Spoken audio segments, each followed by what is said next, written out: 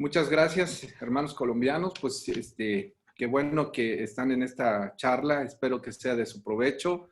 Y bueno, vamos a ponerle todas las ganas para que ustedes puedan ver cuáles son los cambios relevantes que se han tenido de su propia norma, del NTC 2050,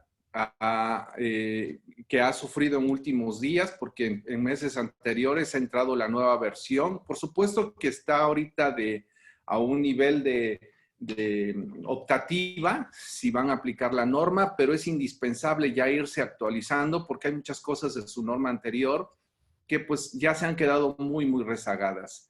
Entonces, bueno, mi objetivo es ese, presentarles de una manera muy concreta, de una manera muy clara, lo más clara que yo pueda, cuáles son los cambios relevantes al respecto de esto. Muchísimas gracias por la invitación, por supuesto, a este foro.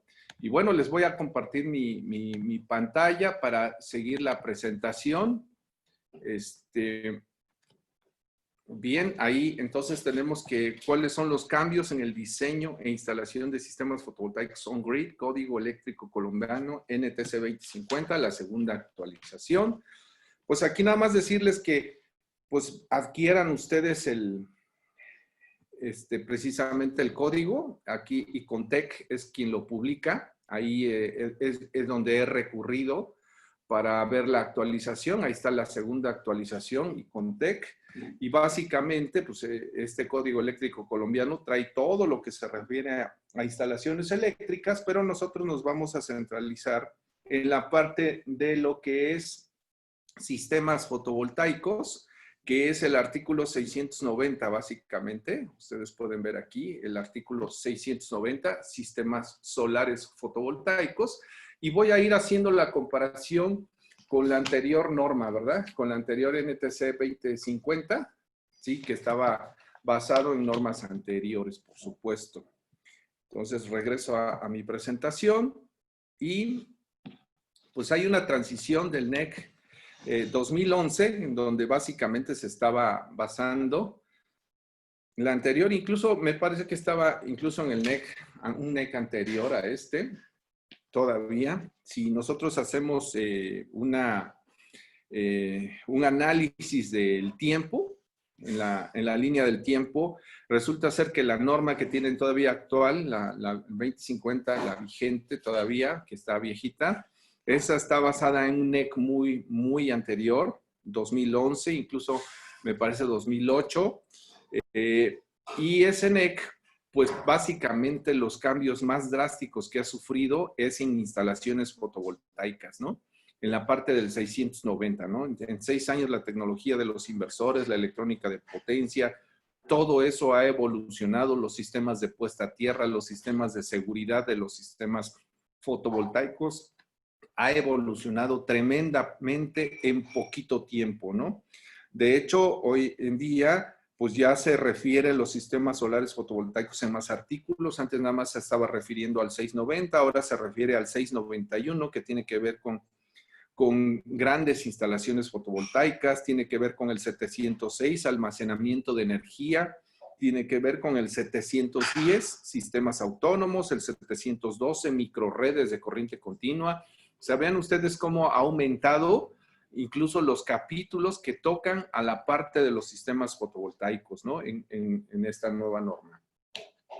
Si nos centramos en el artículo 690, que es el de requerimientos de seguridad para sistemas fotovoltaicos, vamos a ver que ha habido secciones eliminadas, pero ha habido secciones modificadas, incluso agregadas, ¿no?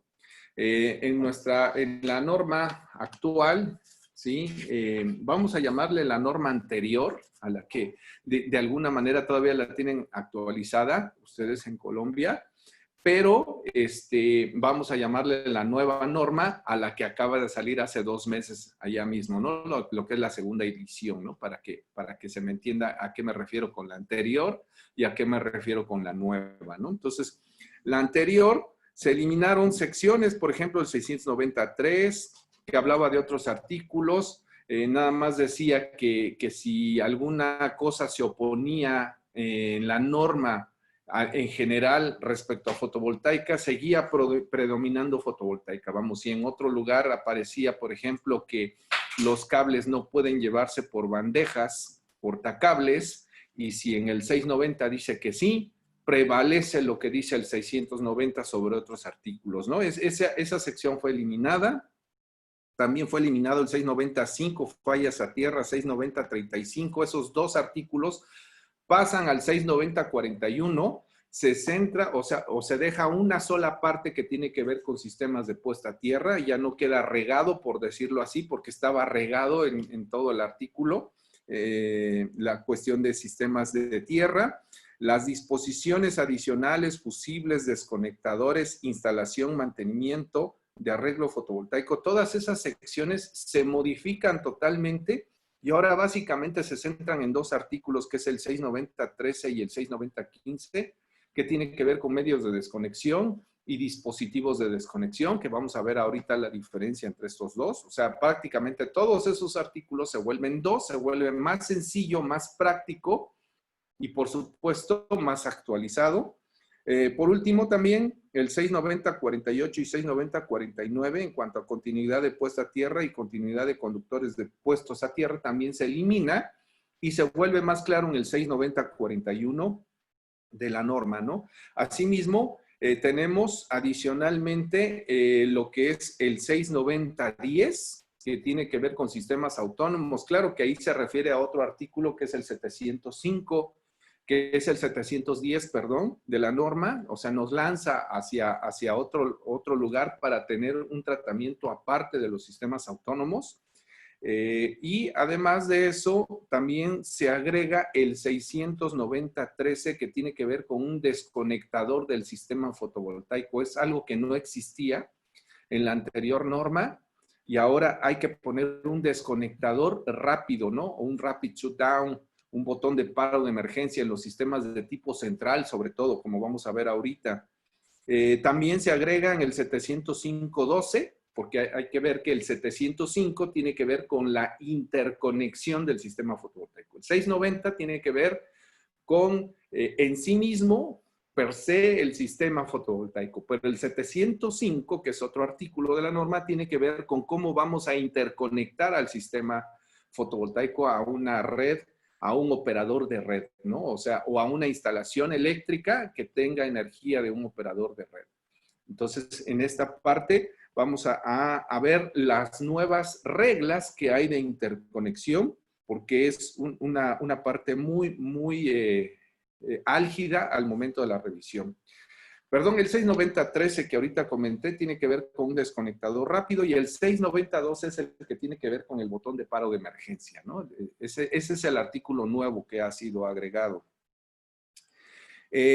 Dentro de las definiciones del 690, ustedes se van al 692 y ahí se van a encontrar la parte de definiciones de los sistemas fotovoltaicos. Llama mucho la atención una definición especial. O sea, hay nuevas definiciones, ¿no? Por supuesto hay varias, no es la única, pero llama la atención una en específico que tiene que ver con algo que se llama sistema fotovoltaico puesto a tierra funcional. ¿Sí? Es algo que no existía, que es nuevo y que hay que conocerlo, ¿no? Es aquel que tiene una referencia eléctrica a tierra que no está sólidamente puesto a tierra. Recuerden ustedes que, bueno, precisamente mañana voy a dar otro webinar respecto de esto, especializado a sistemas de puesta a tierra y unión. Ahorita no voy a adentrarme mucho porque mi objetivo es ver en general cuáles fueron los cambios. Pero en cuanto a esto del sistema de puesta a tierra funcional, modifica muchas cosas del sistema fotovoltaico y no solamente del sistema fotovoltaico, sino de todo el NEC, de toda la norma colombiana que tenemos, ¿no? Porque ahora esta nueva definición se agrega a otras. Hay que ver, por ejemplo, que las definiciones de puesta a tierra en los artículos de definiciones, el artículo 100 de la norma viene qué cosa es un sistema puesto a tierra sólidamente, de puesta a tierra. Son diferentes definiciones y ahora se agrega en esta nueva norma una nueva definición que tiene que ver con puesta a tierra funcionalmente. que tiene que ver con el detector de falla a tierra. Hay que recordar que los arreglos fotovoltaicos, cuando en un arreglo fotovoltaico hay una falla a tierra, la corriente de cortocircuito que se origina en el arreglo no es tan grande como cuando hay un cortocircuito en una red eléctrica convencional. O sea, el cortocircuito o una falla a tierra, normalmente en un circuito convencional se va a miles de amperes y actúa un interruptor termomagnético. Sin embargo, en un arreglo fotovoltaico, cuando se va a tierra, la corriente que se va a tierra llega a ser inferior a la de cortocircuito de los módulos. Y la corriente de cortocircuito de los módulos es muy parecida a la corriente de carga. Entonces, las protecciones, no hay protección que se dé cuenta que hay una falla a tierra. Hay que poner una protección especial, que es el dispositivo de protección de falla a tierra, o por sus siglas en inglés, el GFDI, ¿verdad? Que normalmente va a hacerlo a través del conductor de puesta a tierra de equipo y a través del conductor puesto a tierra del equipo. Se une un fusible o se pone algún medidor de corriente residual en esa parte. Ese es el concepto nuevo que tenemos como lo que es puesto a tierra funcionalmente, ¿no? Entonces es un cambio muy importante en la norma. Esto cambia mucho el esquema de protecciones, de disposiciones que se tienen, porque va a depender del tipo de arreglo que tengamos. Hay arreglos que no están puestos a tierra, que normalmente le llamamos flotantes, o hay arreglos que están puestos a tierra sólidamente, ¿verdad? Y que no llevan fusible de protección GFDI. Pero habrá sistemas puestos a tierra funcionalmente, ¿sí? Que llevan este esquema de protección, y que hay esquemas puestos a tierra en el positivo o en el negativo, ¿no? Haciendo sistemas bipolares, ¿verdad? Haciendo algún otro tipo de esquemas diferentes o sólidamente puestos a tierra o sistemas flotantes. Entonces, todo esto ya no los incluye nuestra nueva norma en el 690-41, que es de lo que voy a hablar especialmente el día de mañana, ¿no? Ahorita básicamente comunicarles en general que la parte de puesta a tierra es lo que más cambió del artículo 690. Es lo esencial que ha cambiado, y si podemos hacer un análisis de toda la norma colombiana anterior con la nueva, ¿qué es lo que más ha cambiado? Es el 690. Y dentro del 690, ¿qué es lo que más ha cambiado? La parte del sistema de tierras. Entonces, esa es la parte que necesitamos entender mucho mejor para cambiar muchos paradigmas que a veces traemos de lo que son sistemas puestos a tierra en corriente alterna o en sistemas de potencia, y que nos cambia el esquema hacia puesta a tierra funcionalmente en la parte de los arreglos fotovoltaicos. No quiere decir que sea otra física o que sean otras leyes de la electricidad, sino que simplemente cambian los paradigmas en cuanto a lo que son los manejos de los conceptos, ¿verdad? Y los tipos de arreglos que tenemos, que es algo con lo cual no estamos familiarizados en la parte de corriente alterna. También hubo una modificación muy importante en la parte de lo que son los métodos de cableado, ¿verdad? Hay una sección en el 690 que es el 690-31 en adelante, todos los 30, todos los 690, 31, 2, 3 en adelante. Toda esa parte se centra en lo que es métodos de cableado, o sea, cómo cablear los arreglos fotovoltaicos, cómo cablear los inversores, ¿verdad? Todo esto. Dentro de este artículo ya se vuelve de carácter imperativo poner los códigos de colores correspondientes. En la norma anterior solamente se manejaba como una recomendación los códigos de colores, pero ahora los códigos de colores se vuelven imperativos, se tienen que poner, se deben hacer, ¿no? Esto normalmente haciendo que los códigos de colores sean color rojo los positivos, color negro los negativos, color blanco los puestos a tierra, así como en corriente alterna los puestos a tierra son neutros, aquí también los puestos a tierra en los arreglos serían blancos, y los conductores de puesta a tierra de equipos, o sea, los que hacen la equipotencialidad de las partes metálicas, van a ser en color verde o verde con franjas amarillas o desnudos, que podrían ser en cobre o en aluminio los conductores, ¿no? Eso es indiferente. En cuanto a los colores, muy claro decir que si el negativo está puesto a tierra sólidamente, cambia su color de negro a blanco. Igual el positivo, porque hay arreglos fotovoltaicos que el lado positivo es el que debes poner a tierra sólidamente, es el de la referencia, el positivo, no necesariamente el negativo. Entonces el positivo, que es rojo, al ponerse sólidamente a tierra, se vuelve un conductor color blanco. Por supuesto que si son arreglos muy grandes, los conductores calibres del 6 o mayores, hablando calibres 4, un 0, 2, 0, pues es difícil que consigas conductores en el mercado color rojo, negro, blanco en esos calibres. Entonces la norma te permite que esos conductores del 6 en adelante puedan llevar una marca indeleble, color rojo, blanco, negro, verde, según corresponda, al final, al momento de conectarse a la terminal o en las cajas de registro para identificar qué conductores. Su objetivo es identificar inmediatamente en el mantenimiento qué tipo de conductor es. Y se le pone una marca indeleble, ¿verdad? No se le pone una cinta simple, ¿no? De estas para los amarres, ¿no? Sino que se tiene que colocar una marca indeleble, color rojo, blanco, negro, para que no se pierda con el tiempo. Si los conductores son menores del calibre 6, que podrían ser del 8, del 10, del 12, la norma nos está indicando que sí deberán ser en estos colores porque nosotros podemos encontrar fácilmente en el mercado este conductor en esos colores, ¿verdad? Con los calibres correspondientes.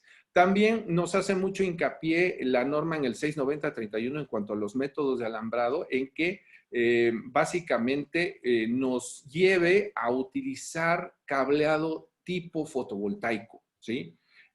Siempre me preguntan que si podemos usar los encauchetados comunes, los THW comunes que utilizamos dentro de la casa, ¿verdad? Sí se puede utilizar, pero necesitas meter tantos factores de agrupamiento, de temperatura, de correcciones a este tipo de cableados. Este tipo de cableados no se pueden exponer a la luz, entonces hay que meterlo en tuberías. Entonces todo eso hace que necesites meter tantos cálculos, tantos factores, que al final te sale más caro meter un cable de ese tipo que comprar un conductor con aislamiento tipo fotovoltaico, PV, o con aislamiento tipo XLP, ¿verdad? O tipo USE al final, para poder utilizarlo de manera que esté a la intemperie. Y otra ventaja que tiene la nueva norma en este artículo es que ahora los arreglos sí se pueden usar en bandejas portacables. Cuestión que con la anterior norma no podíamos usar este tipo de bandejas, ¿no? Pueden ser bandejas tipo rejilla o tipo escalerilla, aprobada para sistemas eléctricos, por supuesto. Antes no se podía porque hay un artículo de la norma que es el 390-10B, que no tiene que ver con fotovoltaicos, sino con métodos de alambrado en general. Y en este artículo 390-10B dice que solamente se permite llevar cableados calibre 4 AWG en adelante en bandejas portacables, ¿verdad? Entonces teníamos una limitante. Como el 690 no hacía referencia a esto, pues no podíamos poner en bandejas los cableados de los arreglos, por supuesto. Hoy con esta nueva norma, en el 690, 31, 32 y 33, entre esos artículos van a encontrar ustedes que sí podemos utilizar bandeja portacables para cualquier calibre de conductor, siempre y cuando sean arreglos fotovoltaicos, ¿verdad? Y el cable sea tipo fotovoltaico. No necesariamente tiene que ser un cableado tipo charola, CT, sino con que diga fotovoltaico, en estos artículos podemos encontrar ahora que podemos hacerlo. Y esto es una gran ventaja para los métodos de alambrado que podemos tener porque nos ahorra mucho dinero y los arreglos pueden verse más estéticos. Otro cambio importante es el artículo 697. En el 697 se nos habla acerca de lo que son los voltajes máximos. ¿Cómo calculamos un voltaje máximo? ¿Por qué es importante el voltaje máximo en un arreglo fotovoltaico? El voltaje máximo nos está dando un límite superior en nivel de voltaje que podemos utilizar en nuestros arreglos debido a dos cosas.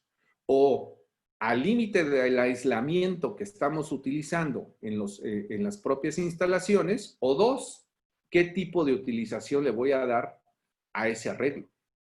Primero, el límite de aislamiento está con base en los cables, en los fusibles, en las cajas, en los módulos fotovoltaicos, en los inversores que utilice. Todos esos equipos o elementos tienen un voltaje máximo de su ficha técnica, de su datasheet, que te dicen, yo soporto hasta 600, yo soporto hasta 1000 o hasta 1500.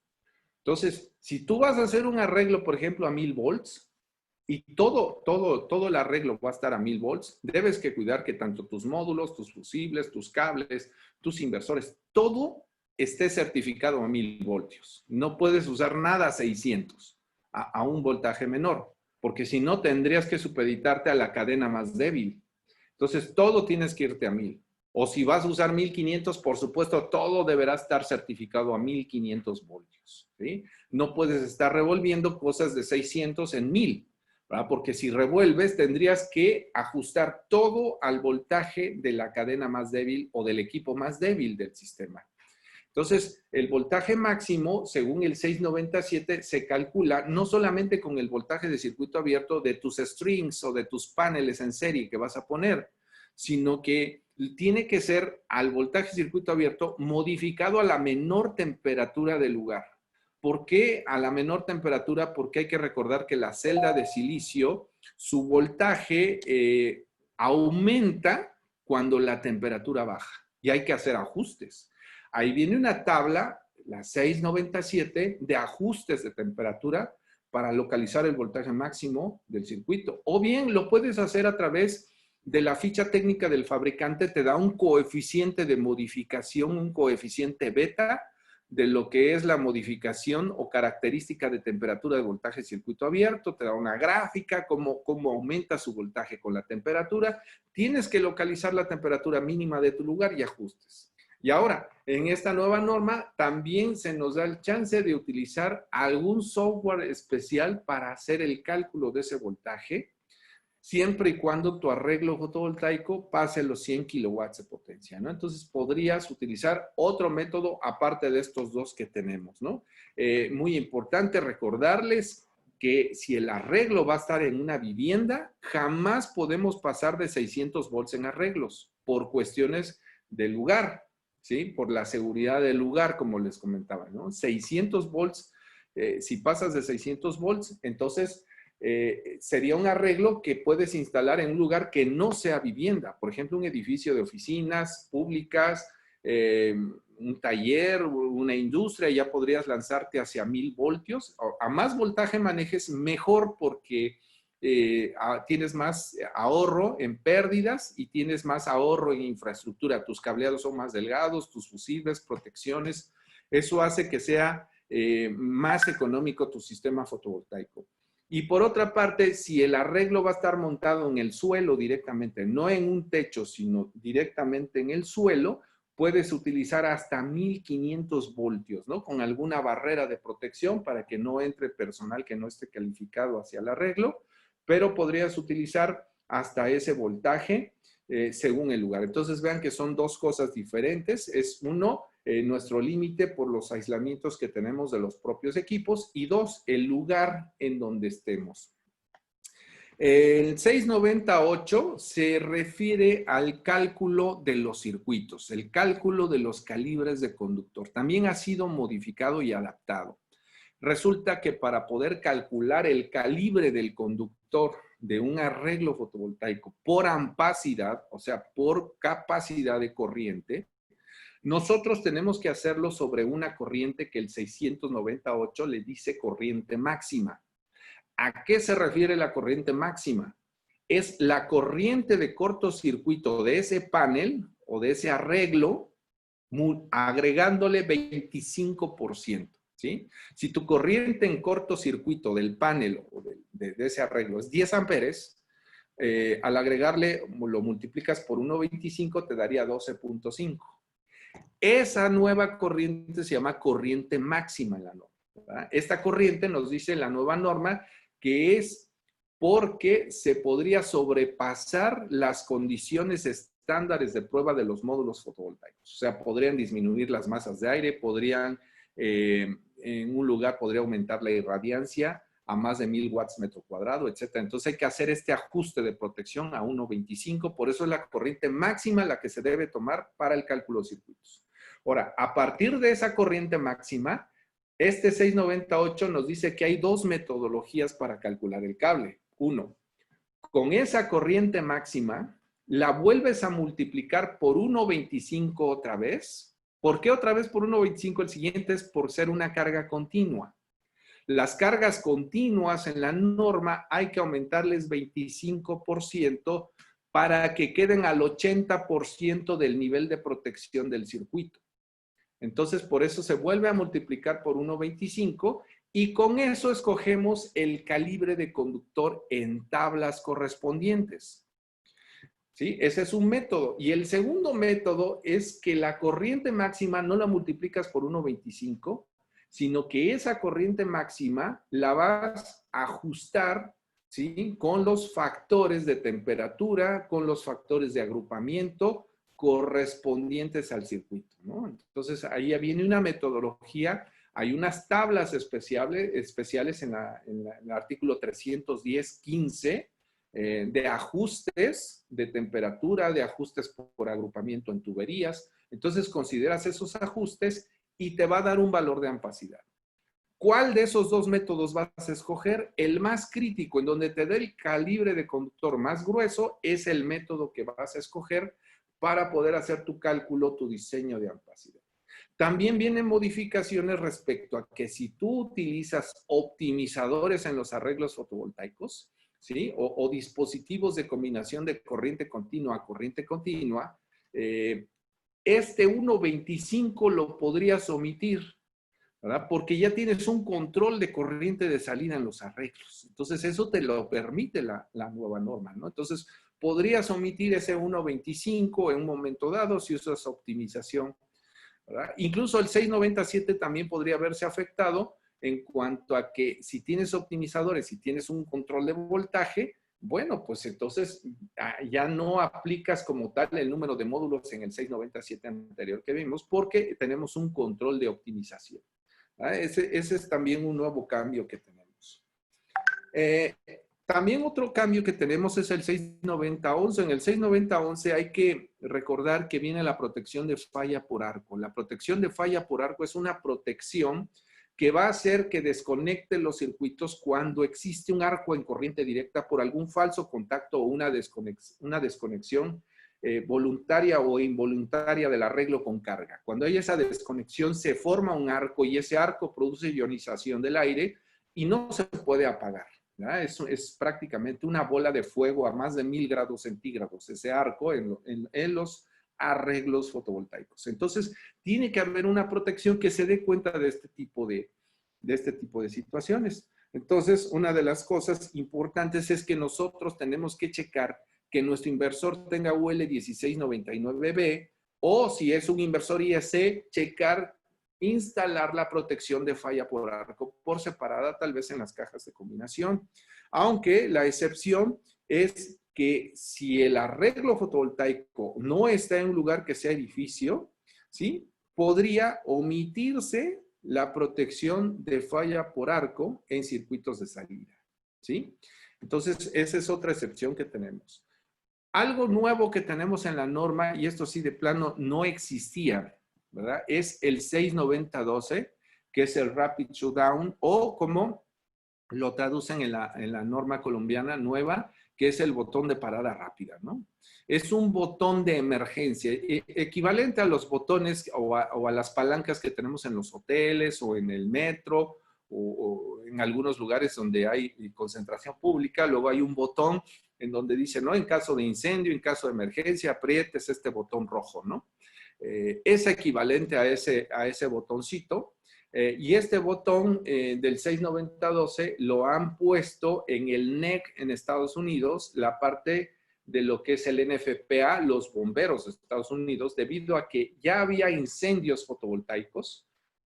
Y una vez que hay un incendio fotovoltaico, por fallas por arco, por fallas a tierra, por corrientes de retorno, por lo que sea, al proceder a apagar el incendio, si tenemos arreglos de 600 o de 1000 o de 1500 voltios, lo primero que se le ocurriría a una persona que no sepa de esto es apagar ese fuego con agua.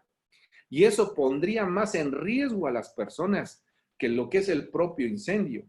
Entonces, un incendio fotovoltaico no lo puedes apagar con agua, por supuesto. La mejor forma de extinguirlo sería tapando los módulos del sol, ¿no? Porque no puedes ni siquiera cortando la energía del operador de red, ni abriendo los interruptores de los inversores, ni los seccionadores, ni las cajas. Abriendo los circuitos, ese arco continúa ahí arriba porque su fuente es el sol y están las celdas fotovoltaicas ahí. Entonces, la única forma sería taparlo. Pero este botón de parada rápida tendría que ser un mecanismo de acción o de control remoto para desconectar prácticamente módulo a módulo de manera automática, ¿no? Entonces, vienen las condiciones para hacer esto. El 69012 te explica qué voltaje tenemos que alcanzar, en qué tiempo, si es dentro o fuera del arreglo. Hay que ver estas definiciones, qué cosa es dentro y fuera del arreglo. Hay que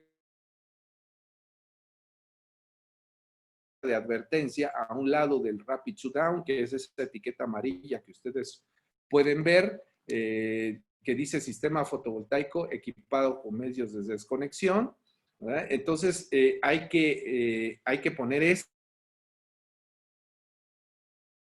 Los bomberos sepan que ese equipo tiene un botón de desconexión rápida y poder proceder a apagar el incendio una vez accionado este botón. Si no está ese botón, no podríamos subir a apagar ningún incendio, ¿no? Tendríamos que esperar a que prácticamente se deshaga el sistema fotovoltaico, ¿no? Porque va a ser muy difícil controlar. También, pues, en los cursos vemos mucho cómo se desarrolla esto. Puede ser a través de los propios optimizadores o a través de patentes especiales que cada inversor va a tener o a través de patentes especiales de botones de paro de emergencia. ¿Cuesta más esto? ¿Le agrega un precio al sistema de inversor central? Por supuesto, sí se lo agrega al inversor central. La parte de microinversores no tiene problemas con esto porque la parte de microinversores, con que nosotros abramos operemos el interruptor termomagnético de la casa o de ese negocio o de ese arreglo, desconectamos automáticamente a nivel modular todo. ¿Por qué? Porque los microinversores están a nivel modular. Entonces, el microinversor cumpliría de inmediato con este botón de paro. No así el inversor de tipo central, que hay que poner un mecanismo para separar módulo a módulo, ya que el inversor central recibe muchos módulos a la vez. Entonces, bueno, hay ventajas y desventajas. Otro artículo es el 69013 y el 69015. Por ejemplo, el 69013 ya es más claro ver qué cosa es un medio de desconexión del sistema fotovoltaico y tiene que ver con un medio en el cual desconectemos ese sistema, ¿sí?, de todos los otros sistemas o de todo el sistema eléctrico de esa casa o de esa instalación que estamos haciendo. Entonces, tiene que haber este medio y tiene que ser operable con carga, debe estar accesible, ¿verdad? Debe estar a la vista, debe tener un letrero, ¿verdad? Debe operarse sin... accesible quiere decir que no tiene que estar adentro de un gabinete con llave o adentro de una puerta cerrada con llave, sino que tiene que estar, digamos que a la mano, ¿sí? Y a la mano significa que si está dentro de un gabinete debe tener un mecanismo de acción que lo opere desde afuera del gabinete. ¿Sí? No abrir el gabinete para meter la mano y accionarlo, sino que desde afuera hay que operarlo. Tiene que estar a la mano porque es un seccionamiento que también se utiliza de emergencia, ¿verdad? No podemos ponerlo dentro de un cuarto con llave, no lo podemos poner dentro de un gabinete con llave o arriba en un lugar donde necesites escaleras para poder accesar a él, sino que tiene que estar a la mano este medio de desconexión. Y ahí vienen todas las condiciones que si lo vas a usar en corriente alterna debe ser bidireccional. ¿Por qué bidireccional? Porque ahora va a ser retroalimentado este interruptor. Entonces también viene más clara esa parte, ¿no? Los dispositivos contra sobrecorriente que utilizamos en los arreglos fotovoltaicos, ¿sí? Que es otra cosa. Este dispositivo sobrecorriente tiene que ver con los fusibles que tenemos a la salida de los arreglos fotovoltaicos, ¿verdad? Y es muy importante estos fusibles colocarlos en los arreglos, pero todo va a depender si mi sistema está puesto a tierra funcionalmente o sólidamente puesto a tierra o si es flotante, para decidir si los fusibles van en el positivo o van en el negativo o van en el positivo y negativo. Cualquiera podría decir, pues ponlo en los dos lados para más seguridad. No. Si un sistema sólidamente puesto a tierra le pones fusible en el negativo, lo estás poniendo más en riesgo por poner un fusible de más en el negativo. Entonces, también son cambios importantes. Vienen los dispositivos de aislamiento también. Por supuesto que son los sistemas, o sea, esto nos da a entender que todo equipo fotovoltaico se debe de desconectar, pero este medio de desconexión no es necesariamente con carga, sino que puede ser un medio de desconexión sin carga como los MC4, por ejemplo, como los portafusibles. O sea, todo equipo fotovoltaico debe tener medio de separarse eléctricamente de él mismo y no necesariamente a través de un desconectador con carga, sino puede ser a través de un medio de desconexión como lo es el MC4. Claro que hay que ponerle un letrero, no operar bajo carga, ¿no? El 69041 no voy a abundar más en él porque precisamente mañana voy a estar hablando de la parte del sistema de tierras de manera más profunda, que es el cambio más importante. Y otra cosa importante que ha cambiado en el 705 es la forma de interconexión. En la anterior norma nada más se hablaba que hay que poner el sistema fotovoltaico en un barraje que no supere el 120% de la suma de los interruptores que están en ese barraje. Ahora, ese porcentaje va a cambiar dependiendo de dónde pongas el interruptor.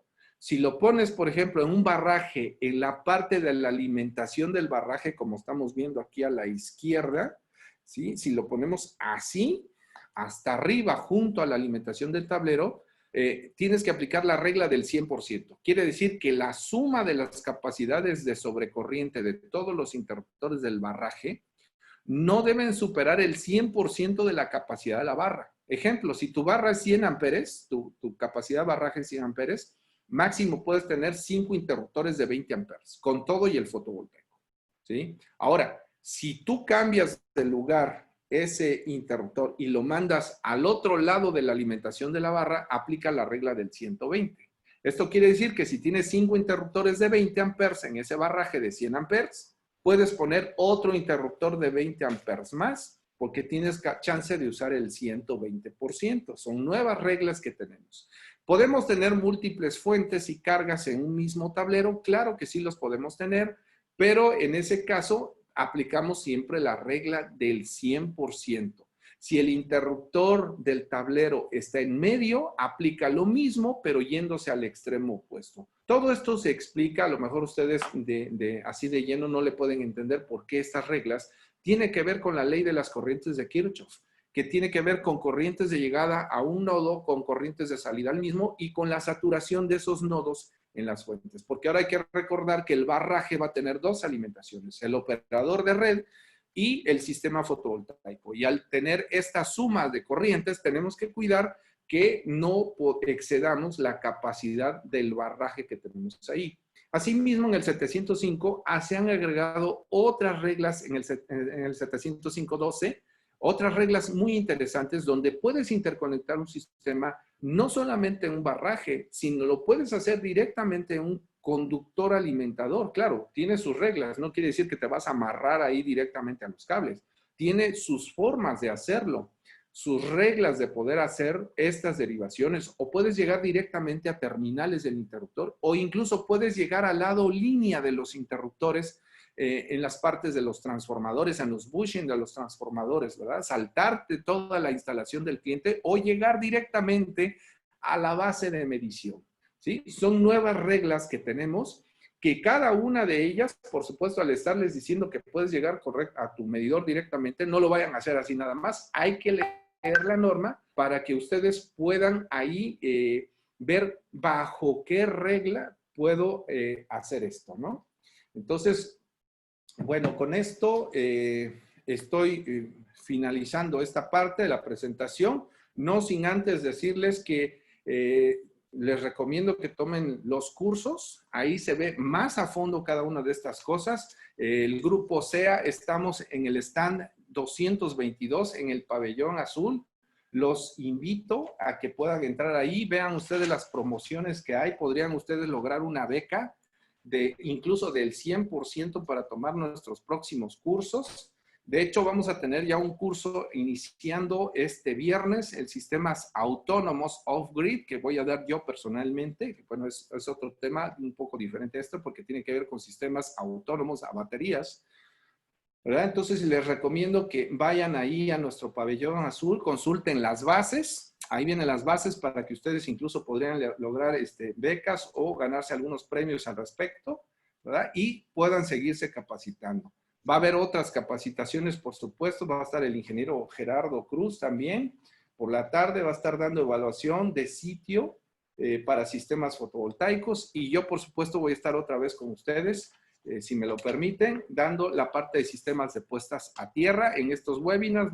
Estén atentos, por favor, porque ahí es donde vamos a sacar las promociones para que ustedes puedan tener algunos premios y se informen muy bien de los cursos que vamos a tener. Les recomiendo mucho tomar el curso que es este viernes. Son 18 horas de curso, son 3 fines de semana, prácticamente hay que tomarlo viernes y sábado, 3 viernes y sábados seguidos, acumulando un total de 18 horas, viendo todo lo que tiene que ver con un diseño de sistemas fotovoltaicos off-grid, ¿no? Entonces, bueno, entonces les recomiendo que consulten bases y todo eso ahí en el stand 222, pabellón azul.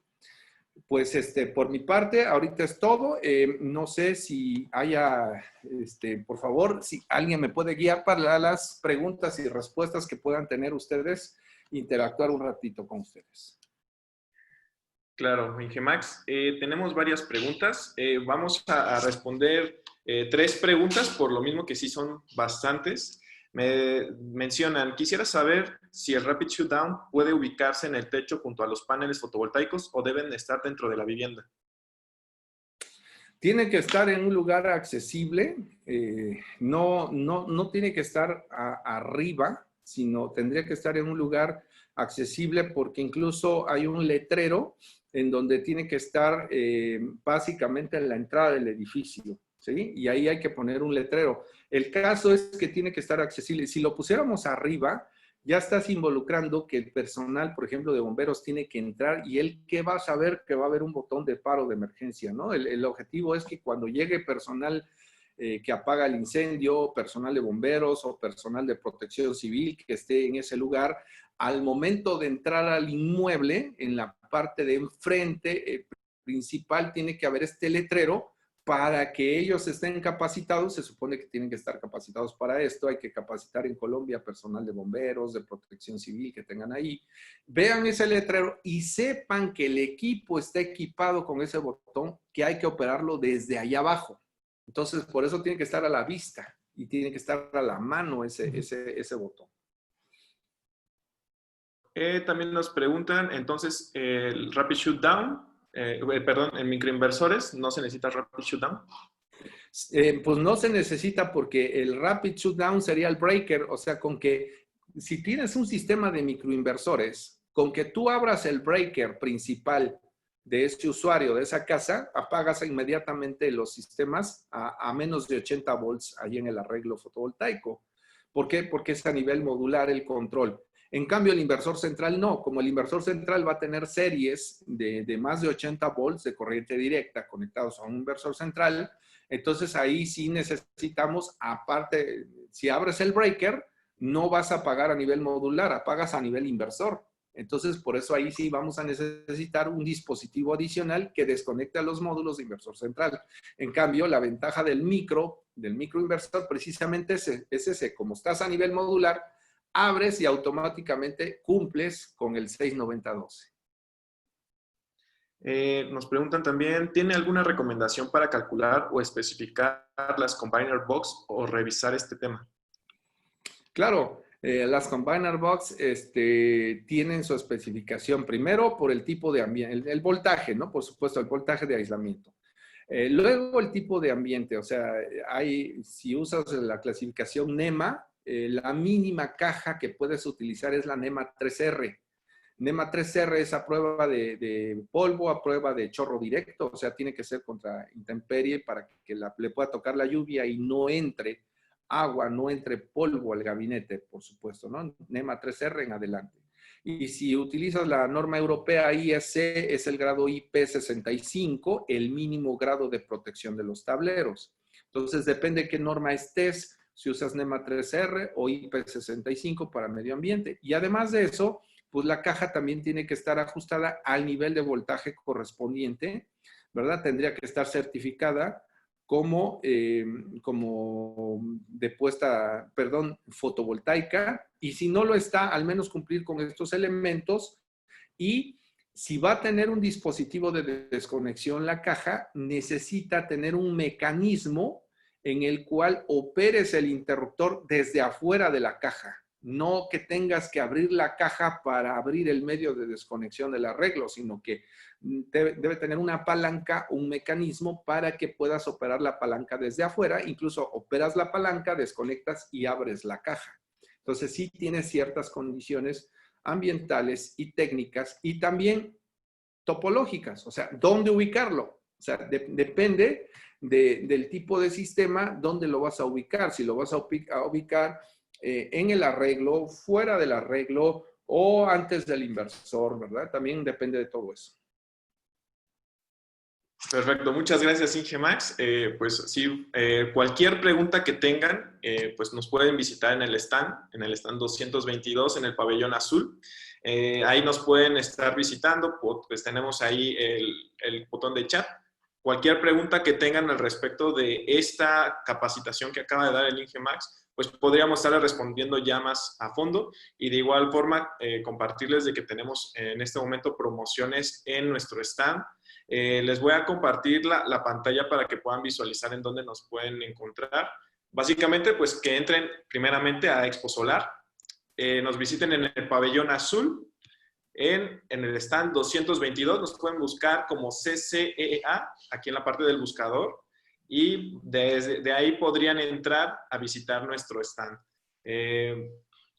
Básicamente ya tenemos nuestro stand, pues todo lo que es la parte de oferta educativa, la chat para que nos puedan escribir cualquier duda que tengan, hacer una videollamada si es que quisieran hacer una capacitación grupal o una capacitación corporativa, y de igual forma pues el botón más interesante, que es el de las promociones. Ahí mismo tenemos lo que son las capacitaciones gratuitas, tenemos descuentos precisamente durante esta semana, un 20% de descuento en todos los cursos que estamos ya teniendo en línea. Las capacitaciones gratuitas, ahí pueden ver el botón de registro para que puedan visualizar tal cual la información de la capacitación. Hoy en la tarde, a las 5 de la tarde, vamos a tener la otra capacitación, y quienes estén en esas capacitaciones van a poder entrar en un sorteo donde podrán obtener una beca de 100% para el curso de sistemas fotovoltaicos off-grid. Y pues igual tenemos otra plataforma de cursos en línea 24/7 donde pueden obtener también descuentos. Entonces visiten nuestro stand, entren a las capacitaciones gratuitas que tenemos para ustedes. Y pues también visiten nuestra página de internet para que puedan visualizar los cursos que tenemos ahorita en este momento, que son 4 cursos, uno de bombeo solar, uno de sistemas off-grid, otro de sistemas on-grid y uno de sistemas de aerogeneración. Entonces pueden capacitarse en cualquier área de las energías renovables con nosotros. Y pues les agradecemos su atención. Muchas gracias, María, por la atención y por este espacio que nos has brindado.